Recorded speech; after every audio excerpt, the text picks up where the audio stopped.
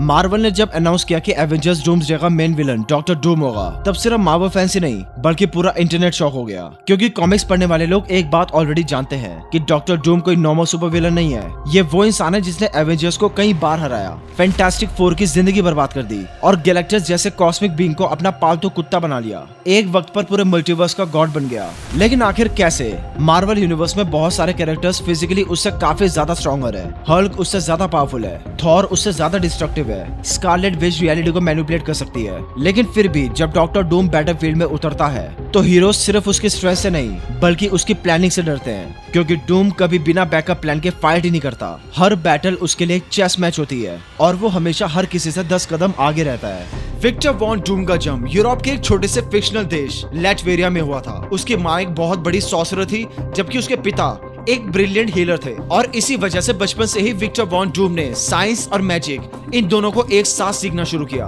वो मानता था कि अगर इंसान नॉलेज को लिमिट ना करे तो वो किसी भी प्रॉब्लम का सोल्यूशन निकाल सकता है। इसी ऑब्सेशन ने उसे दुनिया की ग्रेटेस्ट यूनिवर्सिटीज तक पहुंचाया, जहां उसकी मुलाकात हुई रीड रिचर्ड्स से, जो आगे चलकर फैंटास्टिक फोर का लीडर बना। विक्टर और रीड ये दोनों ही बहुत बड़े जीनियस थे, लेकिन इन दोनों के बीच में एक डिफरेंस था। रीड नॉलेज के लिए साइंस करता था, जबकि विक्टर कंट्रोल के लिए। लेकिन मास्क पहन लेने से कोई दुनिया का सबसे डेंजरस विलन नहीं बन जाता। असली सवाल ये है, आखिर डॉक्टर डूम में ऐसा क्या था जो उसे मार्वल के लगभग हर सुपर हीरो के लिए नाइटमेयर बना देता है। अगर आप डॉक्टर डूम को सिर्फ एक आर्मर्ड विलन समझते हो तो आप उसकी सबसे बड़ी स्ट्रेंथ को मिस कर रहे हो। डूम की असली पावर उसका सूट नहीं बल्कि उसका माइंड है। वो साइमल्टेनियसली साइंटिस्ट भी है, इंजीनियर भी, इन्वेंटर भी, स्ट्रेटेजिस्ट भी, किंग भी और एक सॉर्सरर भी। मार्वल यूनिवर्स में ऐसे बहुत कम कैरेक्टर्स हैं जो साइंस और मैजिक इन दोनों को इक्वली मास्टर कर पाए हैं। एक तरफ वो ऐसी टेक्नोलॉजीज बना सकता है जो टोनी स्टार्क को भी सरपास कर दे, और दूसरी तरफ वो एंशिएंट मिस्टिकल पावर को भी कंट्रोल कर सकता है, जिसके सामने डॉक्टर स्ट्रेंज भी काफी कमजोर लगे।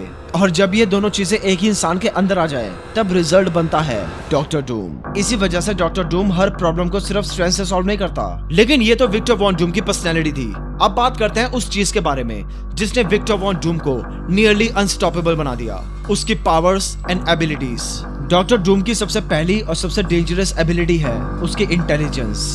कॉमिक्स के अकॉर्डिंग विक्टर वॉन डूम दुनिया के सबसे स्मार्टेस्ट ह्यूमंस में से एक है। Advance robotics, artificial intelligence, quantum physics, energy systems, genetics, time travel और इंटरडायमेंशनल टेक्नोलॉजी, ऑलमोस्ट हर साइंटिफिक फील्ड में उसकी मास्टरी है। इसी इंटेलिजेंस की मदद से उसने अपना आइकॉनिक आर्मर डिजाइन किया। ये सिर्फ एक मेटल का सूट नहीं है, इसके अंदर super human strength, incredible durability, flight system, force field, life support, environmental protection और हाईली पावर्ड एनर्जी वेपन्स, ये सब कुछ इंटीग्रेटेड है। लेकिन डॉक्टर डूम सिर्फ टेक्नोलॉजी पे डिपेंड नहीं करता, उसने मैजिक को भी मास्टर किया है। वो पावरफुल स्पेल्स कास्ट कर सकता है, मिस्टिकल बैरियर्स क्रिएट कर सकता है, सोल्स मैनिपुलेट कर सकता है और अलग अलग डायमेंशंस को एक्सेस कर सकता है। इसी कॉम्बिनेशन की वजह से उसका कंपैरिजन सिर्फ आयरन मैन से नहीं बल्कि आयरन मैन और डॉक्टर स्ट्रेंज इन दोनों के फ्यूजन से किया रहता है। और अगर इतना ही काफी नहीं था तो डॉक्टर डूम के पास जीनियस लेवल स्ट्रेटेजी भी है। वो हर एक बैटल से पहले अपने दुश्मन का एनालिसिस करता है, मल्टीपल कॉन्टिजेंसी प्लान करता है और जरूरत पड़ने पर अपने डूमबॉट्स नाम के रोबोटिक डुप्लीकेट्स भी यूज करता है। कई बार कॉमिक्स में हीरोज को ये पता ही नहीं चलता कि वो असली डॉक्टर डूम से लड़ रहे हैं या फिर उसके सिर्फ एक मशीन से।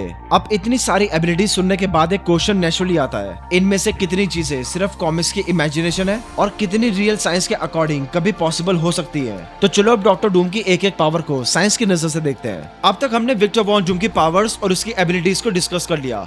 अब बात करते हैं सबसे बड़े सवाल की। अगर मार्वल यूनिवर्स से हटकर विक्टर वॉन डूम असली दुनिया में पैदा होता तो उसकी कितनी पावर्स साइंटिफिकली पॉसिबल होती और कितनी नहीं? सरप्राइजिंगली इसका आंसर वो नहीं है जो हम अभी तक सोच रहे थे। सबसे पहले बात करते हैं उसकी सबसे डेंजरस पावर की, उसकी इंटेलिजेंस।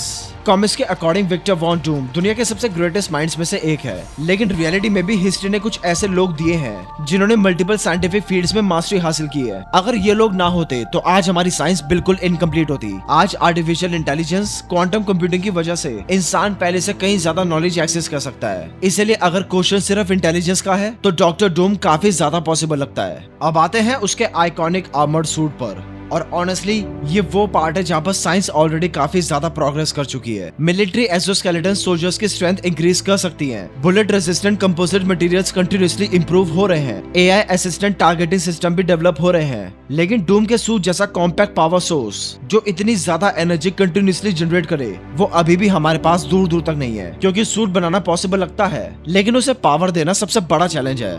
उसके बाद आती है उसकी फ्लाइट कैपेबिलिटी। आयरन मैन की तरह हवा में फ्रीली फ्लाई करना यह सुनने में काफी ज्यादा अमेजिंग लगता है, लेकिन रियलिटी में इंसान को स्टेबल फ्लाइट देने के लिए इनॉर्मस थ्रस्ट और फ्यूल की जरूरत होगी। अब आती है उसकी एनर्जी ब्लास्ट और force fields, plasma weapons, high energy lasers और डायरेक्टेड एनर्जी सिस्टम। इन पर ऑलरेडी रिसर्च चल रही है, लेकिन इनविजिबल फोर्स फील्ड्स जो बुलेट्स, एक्सप्लोजन्स और कॉस्मिक अटैक्स को रोक सके, उनका कोई प्रैक्टिकल साइंटिफिक एविडेंस आज तक एग्जिस्ट नहीं करता। यानी कि फिजिक्स के करंट लॉ के अकॉर्डिंग ये एबिलिटी ऑलमोस्ट इम्पॉसिबल कैटेगरी में आती है। और अब बात करते हैं डॉक्टर डूम की सबसे मिस्टीरियस पावर, मैजिक। कॉमिक्स में डॉक्टर डूम साइंस और सॉर्सरी इन दोनों का मास्टर है, लेकिन साइंस ऑब्जर्वेबल एविडेंस पे काम करती है। आज तक किसी भी सुपरनेचुरल स्पेल या फिर मिस्टिकल एनर्जी का साइंटिफिक प्रूफ नहीं मिला। इसलिए अगर स्ट्रिक्टली साइंस की बात करें तो डॉक्टर डूम काफी हद तक पॉसिबल है, लेकिन अगर हम बात करें मैजिक की तो इसके according doctor Doom nearly impossible है। लेकिन डूम सिर्फ एक साइंटिस्ट और म्यूजिशियन नहीं, वो एक मास्टर स्ट्रेटेजिस्ट भी है,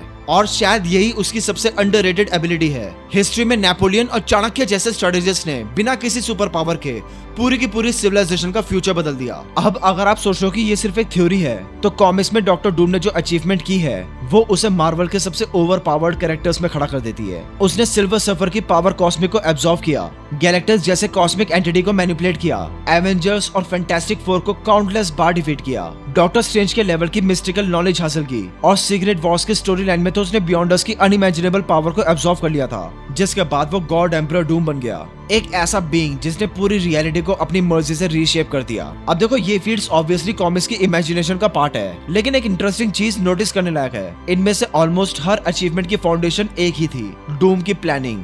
मार्वल यूनिवर्स में कई कैरेक्टर्स फिजिकली उससे काफी ज्यादा स्ट्रॉन्ग है, फिर भी वो उन सबको हरा देता है। अब फाइनल क्वेश्चन, क्या डॉक्टर डूम साइंटिफिकली पॉसिबल है? अगर हम कॉमिक्स के कंप्लीट डॉक्टर डूम की बात करें, जिसके पास रियलिटी वेपिंग मैजिक है, लिमिटलेस एनर्जी है और गॉड लेवल पावर्स है, तो आंसर ऑब्वियसली नो है। करंट साइंस उस लेवल की एबिलिटीज को सपोर्ट ही नहीं करती। लेकिन अगर हम विक्टर वॉन डूम के ह्यूमन साइड को देखें, एक एक्स्ट्रा ऑर्डिनरी जीनियस जो एआई, रोबोटिक्स, एडवांस इंजीनियरिंग और फ्यूचरिस्टिक आर्मर डेवलप करता है, तो पिक्चर कंप्लीटली चेंज हो जाती है। यानी कि साइंस के अकॉर्डिंग उसका काफी बड़ा हिस्सा थ्योरेटिकली पॉसिबल है, लेकिन उसका मैजिकल साइड और गॉड लेवल पावर्स, ये सब almost impossible.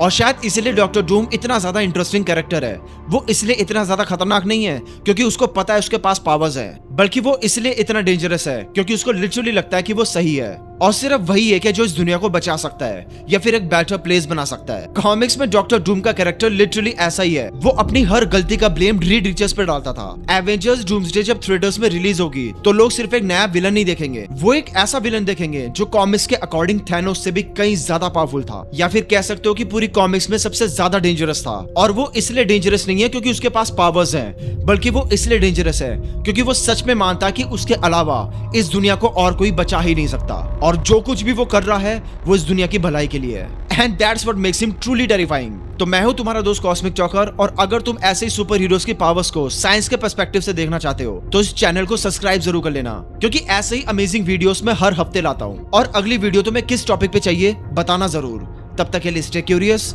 And all hail to the Cosmos.